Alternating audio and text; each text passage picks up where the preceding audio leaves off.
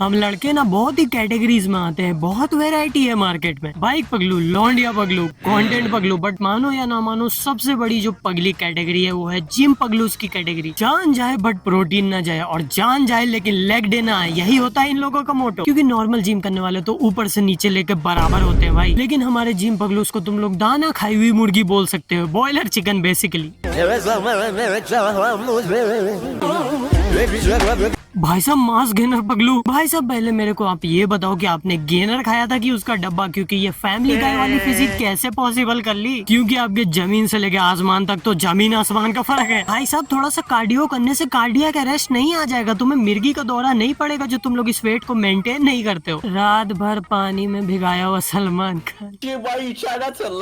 देखो genuine advice है, gym करना है तो अच्छे से करो, क्योंकि ऐसी फिजिक किसी को अच्छी नहीं लगती सिवाय कुछ रस मलाइयों के। तब तक के लिए सायोनारा डोरेमोन।